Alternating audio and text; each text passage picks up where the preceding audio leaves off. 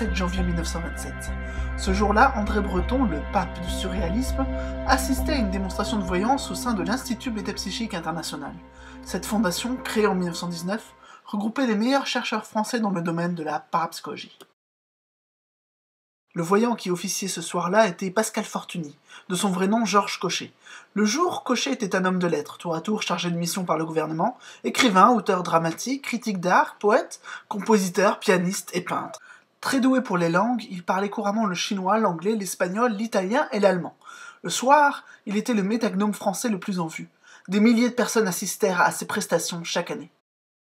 Breton avait la chaise numéro 65. Le protocole employé était celui de la chaise vide, mis au point par le deuxième directeur de l'IMI, le docteur Eugène Osty. Avant que le public ne prenne place de façon aléatoire, Fortuny se concentrait sur plusieurs numéros de chaise et décrivait ses visions, les voix qu'il entendait, et le tout était noté scrupuleusement. Puis les personnes prenaient place et on leur demandait de confirmer ou d'infirmer les visions du métagnome. Ce protocole permettait d'éliminer tous les indices liés à l'apparence d'un individu, son âge ou ses réactions. Breton fut donc la cible imprévue de Fortuny.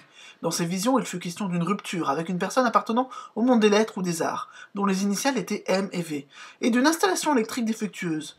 Mais surtout, il est notamment question d'une jeune fille, aujourd'hui jeune femme, que, du fait de votre dureté, vous avez plongé dans un cruel drame de conscience. Tout, depuis, s'est arrangé. Le temps a fait son œuvre avec cette circonstance supplémentaire qu'un deuil aussi cruel qu'inattendu a comblé une large part du fossé. Convenez que votre sévérité a entraîné dans votre famille, dans vos amitiés, des troubles profonds. Breton a réagi de façon étonnante. Avec sa bande, ils firent un scandale au milieu de l'assemblée.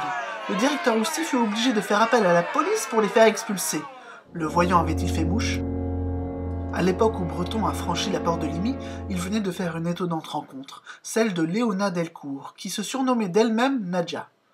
Ils se virent bien des fois jusqu'à son internement en mars 1927. Dans les lettres qu'ils s'échangèrent dans cet intervalle, Nadia criait son puissant amour à l'homme de lettres, qui lui répondait qu'il ne l'aimait pas, même si la jeune femme le fascinait. « Ô monstre, que fais-tu de ma vie ?» lui écrit-elle le 3 ou 4 janvier 1927, avant que Breton ne retournât partager sa couche, puis visite l'IMI. Leur rencontre était émaillée de coïncidences troublantes qui offraient à Breton l'insoutenable possibilité de croire à ce merveilleux qu'il avait tant théorisé, ou bien le risque de sombrer lui-même dans la folie. Était-ce de cette jeune fille, devenue femme, dont parla Fortuny, alors que seuls les intimes de Breton avaient connaissance de son existence? Est-ce du moins ainsi que Breton l'interpréta, ce qui pourrait expliquer sa réaction émotionnelle? Surréalisme et métapsychique ne firent pas que se côtoyer durant les années folles. Breton était un grand lecteur des métapsychistes et après la Seconde Guerre mondiale, il collabora à plusieurs reprises avec les membres de l'IMI. Dans son livre sur l'aspect expérimental du surréalisme, Yvonne Duplessis montre tout ce qui rapproche surréaliste et métapsychiste. Hypnose et transe, rêve, automatisme, vision extra-rétinienne, coïncidence, télépathie en duo ou en groupe, prémonition, expérience psychédélique. Tous ces chapitres se répondent, voire se confondent dans l'œuvre des uns et des autres. Quant à Fortuny et Osty, ils continueront leurs expériences pendant encore des années sans parvenir à convaincre de l'intérêt de leurs résultats. Le problème majeur de ces démonstrations est que la validation ou l'invalidation de ces affirmations divinatoires était toujours effectuée par les personnes concernées, ce qui n'était pas gage de fiabilité.